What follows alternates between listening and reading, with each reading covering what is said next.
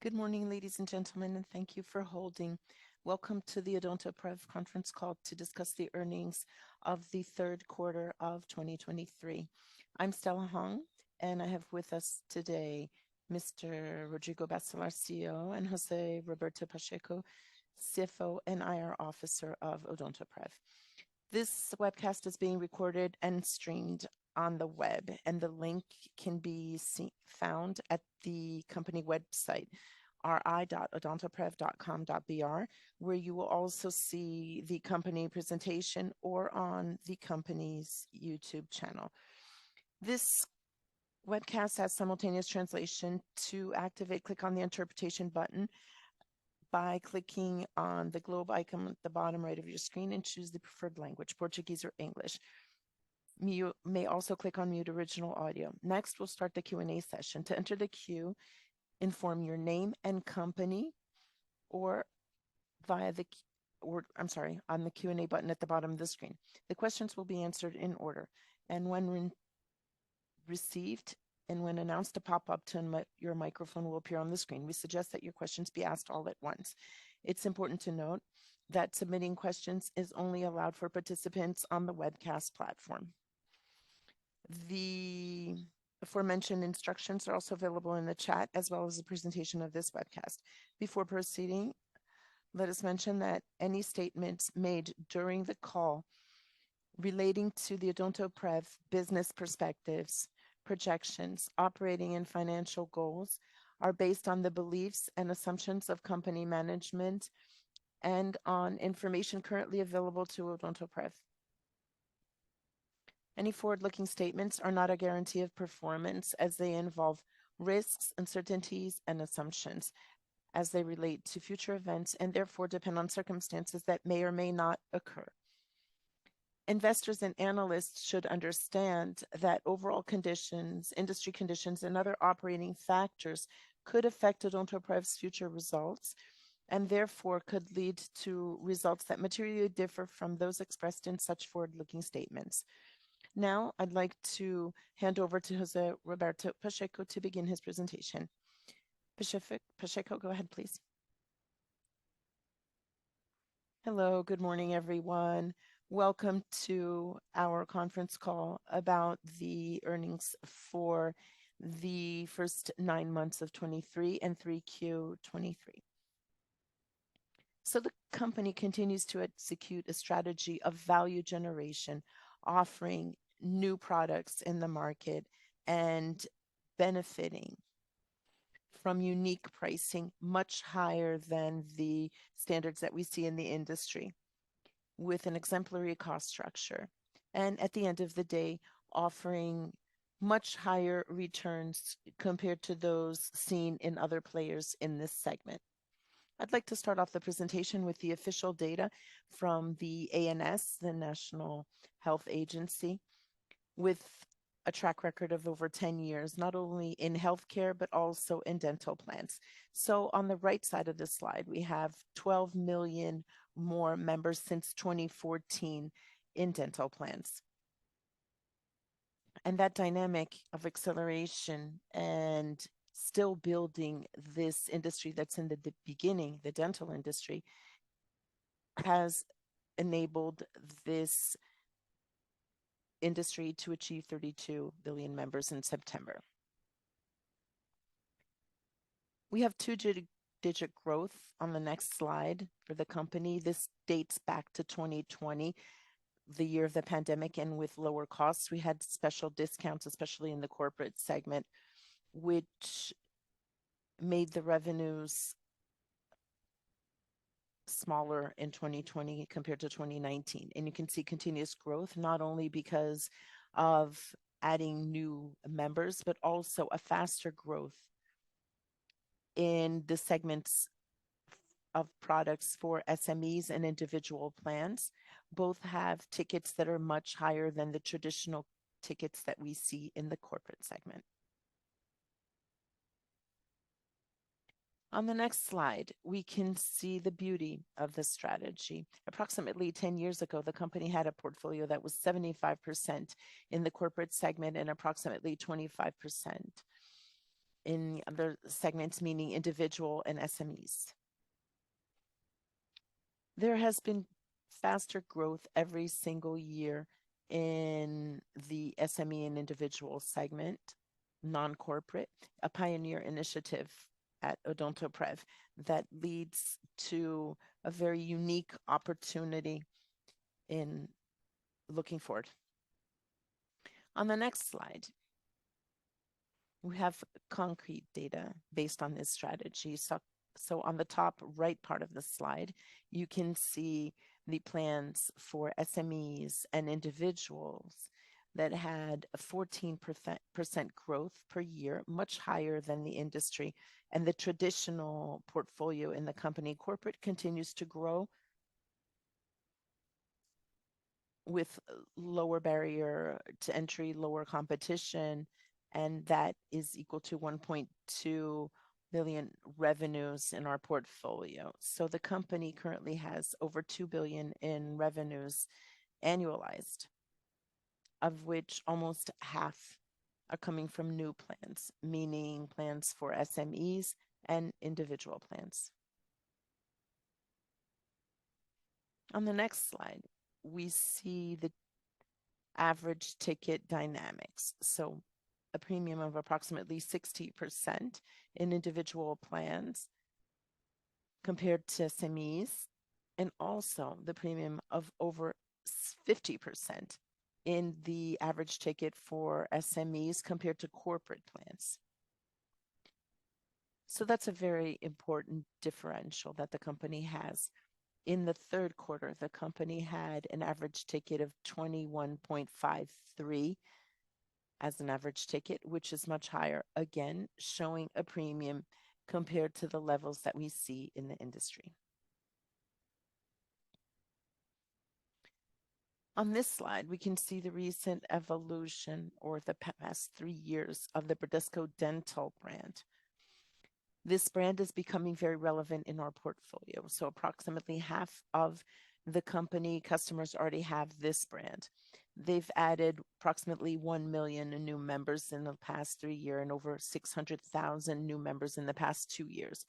And still in 2023, it's the brand with the fastest growth in the overall Odontoprev portfolio.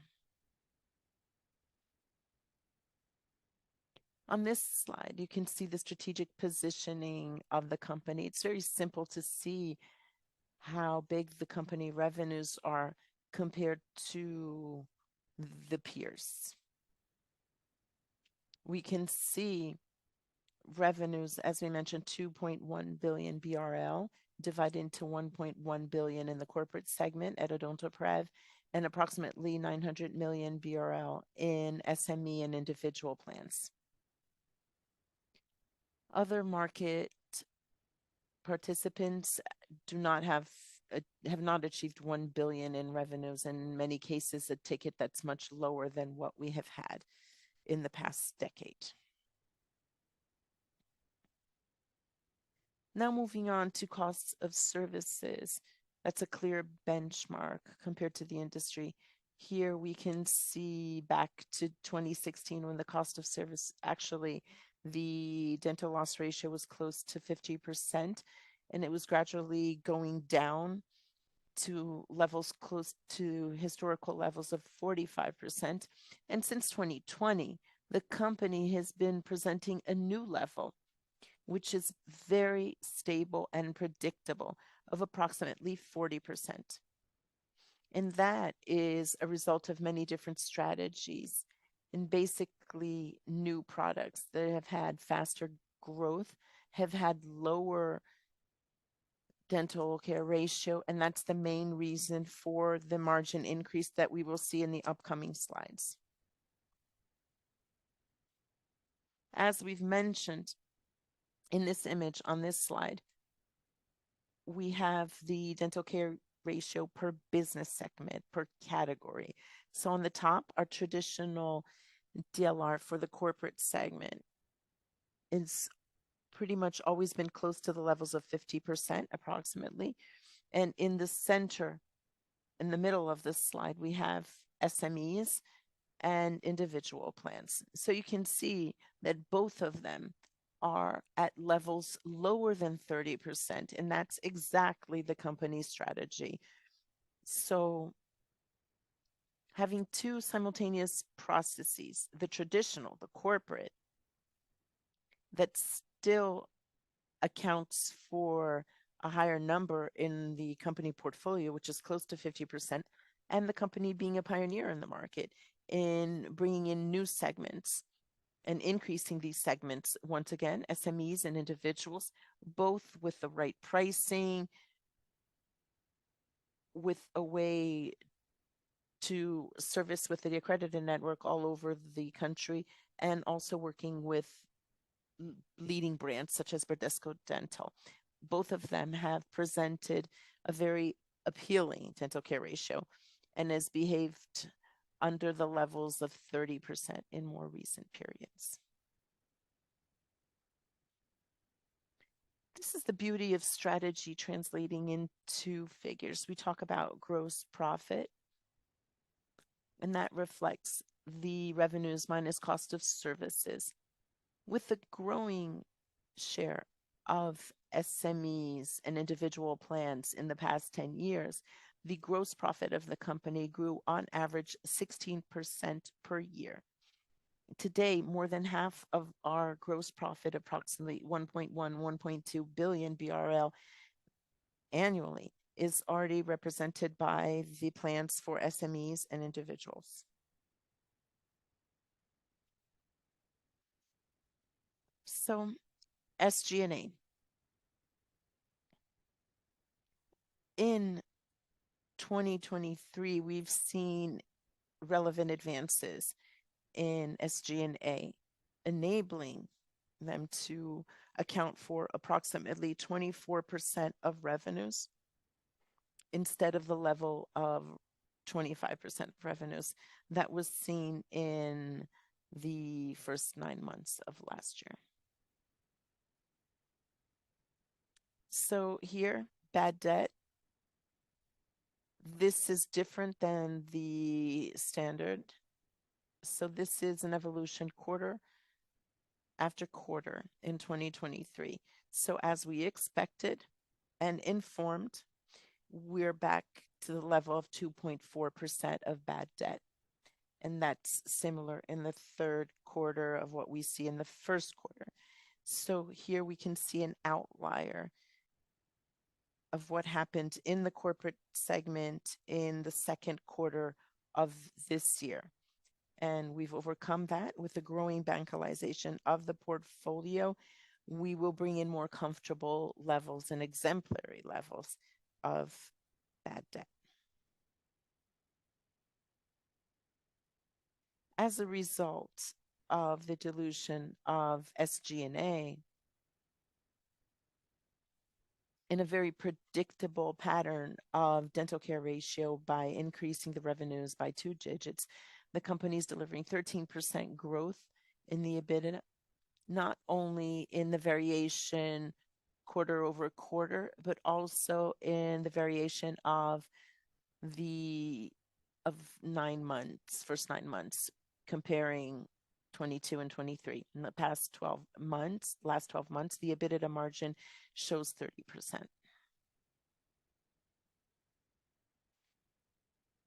So this slide clearly shows the company's strategy. We're very proud to show our numbers since our IPO in 2006, not only in dental care ratio and cost of services, but also the company's EBITDA margin. We believe that we are in a new cycle of generating value where the dental care ratio of 40% translates into a very much higher EBITDA margin compared to the historical patterns. So we went from 24, 25% in EBITDA margin to showing results that are greater than 28, 29%, and more recently, even achieving 30%.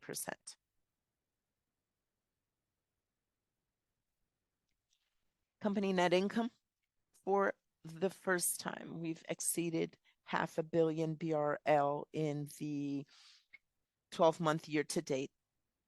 So a variation of 14, 12% in these months.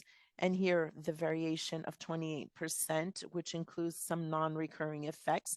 If we exclude those effects, the growth of the company's net income in 3Q23 would have been 20%, which is a very high number as well.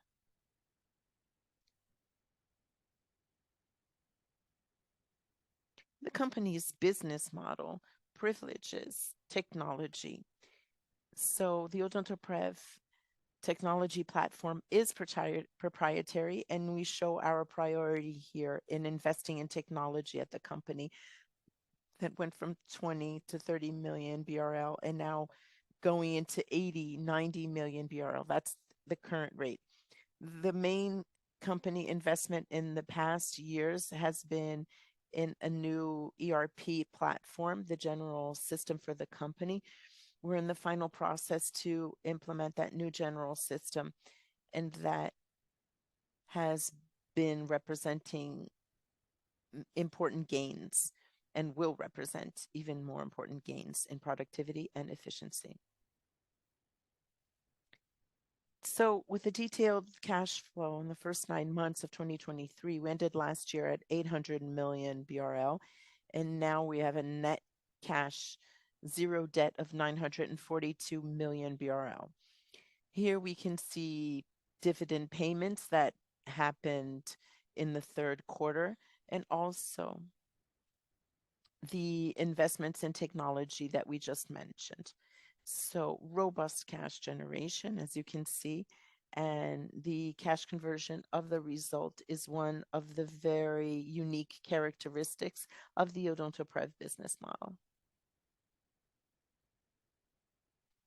A few words about the buyback programs. The company has executed 3 since 2021. In total, we bought back 129 million shares at an average cost of 11.62. All of these shares were canceled. So now the company does not have any shares in the treasury. Since these shares, and moving towards the end, not only in the quarterly comparison, but also 9 months with very positive information when compared year over year.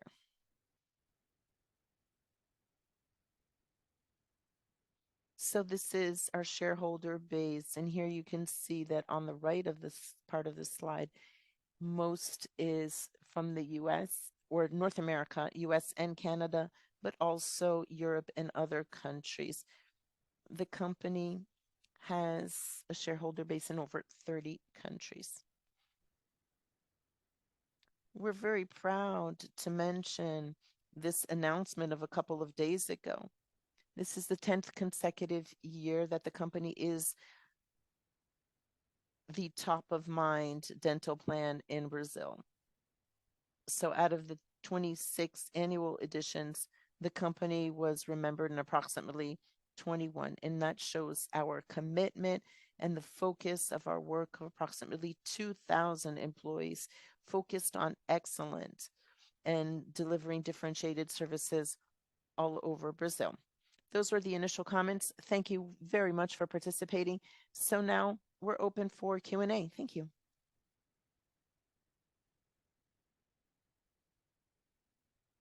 We'll now begin the Q&A session. To include your name on the queue, just click on the Q&A icon on the bottom part of your screen, inform your name and company. When hearing your name, you'll see a pop-up to unmute. Please ask your questions all at once. So first question is from Leandro Bastos from Citi. Leandro, go ahead.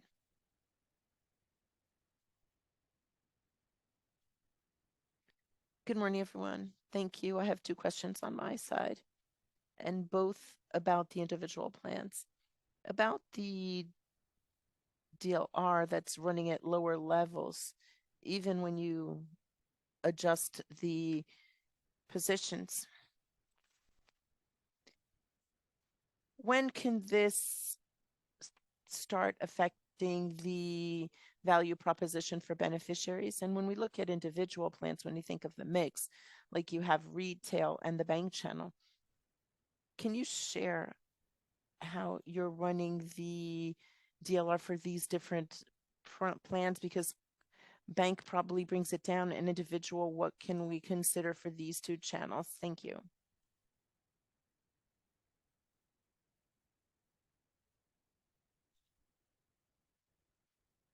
Thank you, Landra, for your question. Not only individual plans, but also plans for SMEs are modeled to bring in more return, higher returns. So it's higher risk of default or canceling, adverse selection. So these products have to be well worked on and well priced.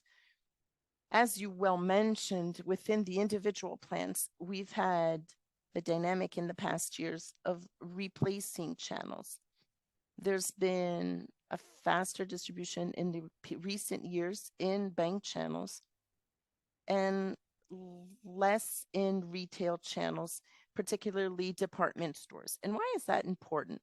Because the pricing power and consequently DLR that we've been observing in the bank channels is more appealing. The DLR is lower when compared to the sales in department stores.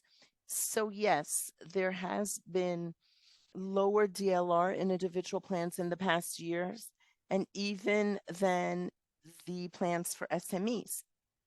So that brings on many positive impacts, like we've observed.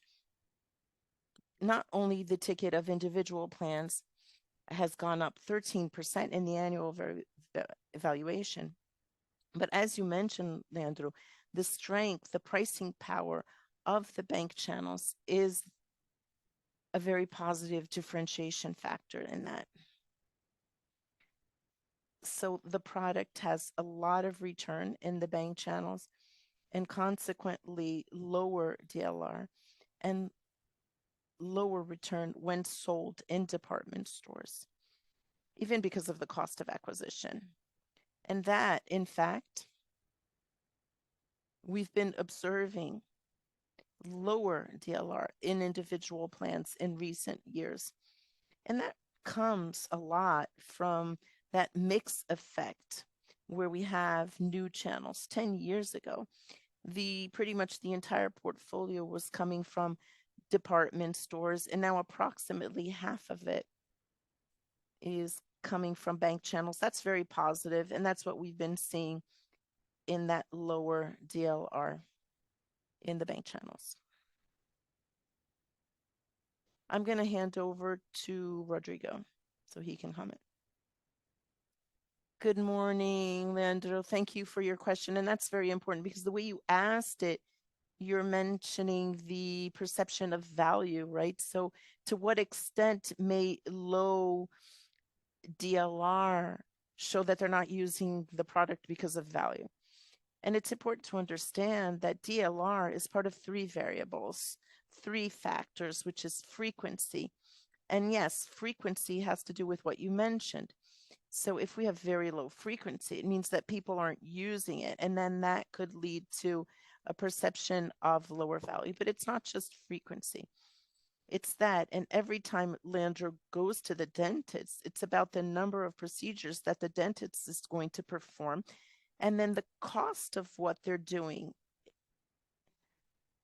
So frequency is fine. Our customers are using it and they see the value in the plan.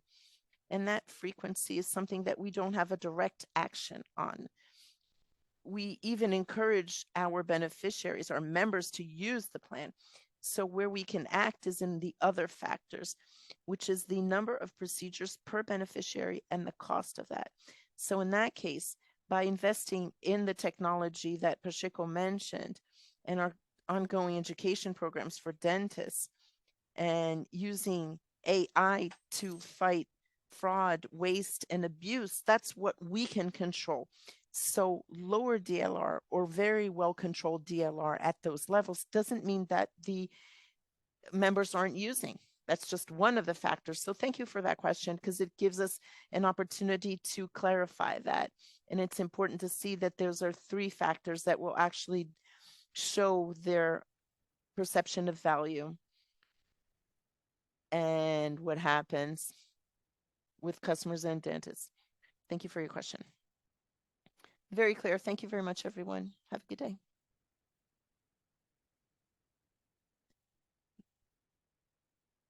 Next question is from Stella Estrano from JP Morgan. Go ahead, Stella. Hi, everyone. Good morning. Thank you for taking my question.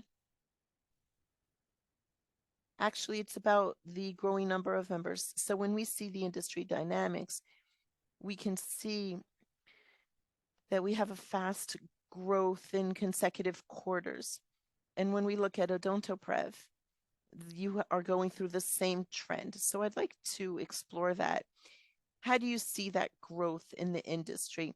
Is that structural, a structural trend, or more of a specific scenario? And then looking at Odontoprev, we see that the individual in this third quarter lost some members. So I'd like to explore that. So how you see that in the company and the reason. Thank you.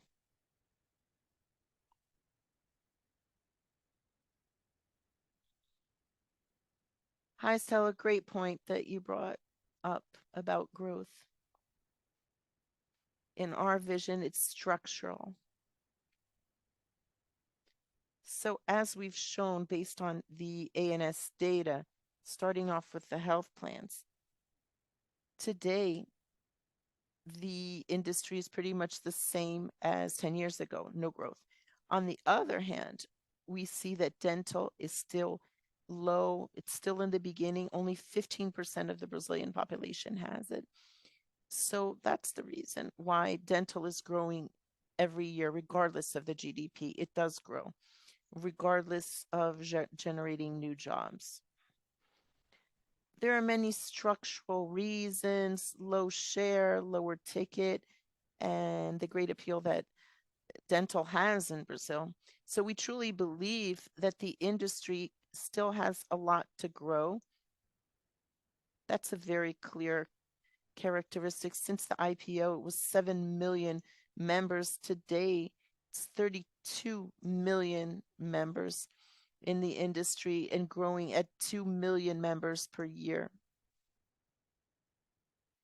So one of the opportunities and challenges that the company has is to taking dental benefits to other markets, not just the classic one, which is large size companies. And that's what's been showing in that growth of members and SMEs. And then, Stella, you mentioned something interesting about the individual plans. So individual plans aren't even sold in the healthcare industry. On the other hand, once again, we've been very focused in bringing in offering new individual plans to the market. Our portfolio currently has 1 billion beneficiaries in individual plans. That's not easy. That's a very difficult achievement through distribution channels, through right pricing, designing an accredited network that's specific for that market niche. So the company continues on a strategy to diversify its sources, and that effect we already answered in the previous question, where we show the increasing bankalization in that portfolio, but it's a continuous achievement. It's still a product that's not well known in Brazil. So the company's strategy has helped us to reap the fruits, and we can see that not only in revenues, but also in generating value. So once again, it's a huge challenge to bring in individual plans, but it's still one of our big strategies and focus. We do expect to generate value in a significant way in individual plans in the upcoming periods. Thank you, Pacheco. Very clear.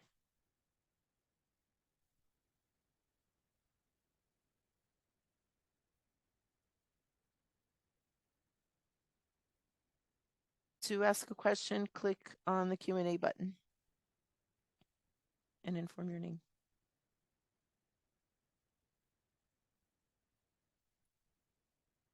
Since we have no further questions, the Q&A session is now over. Pacheco, you may proceed with your final remarks. I would like to thank everyone for participating and clarify how we are excited about our strategy and value innovation, new products in pioneer segments in the market with returns much higher than the industry. Thank you, everyone. See you soon.